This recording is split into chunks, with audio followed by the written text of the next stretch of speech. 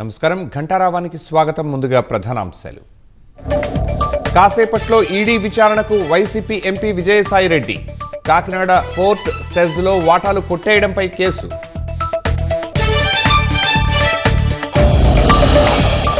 Telangana ACB కార్యాలయం నుంచి వెనుదిరిగిన కేటీఆర్. లాయర్ను అనుమతించకపోవడంతో తిరుగుముఖం.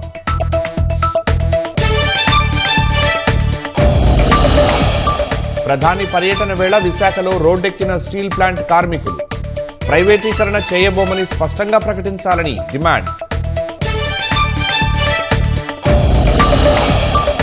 కేరళలో బస్సు లోయలో పడి ముగ్గురు దుర్మరణం. తంజావూరు నుంచి అలపురకు వెళ్తూ ఉండగా ప్రమాదం.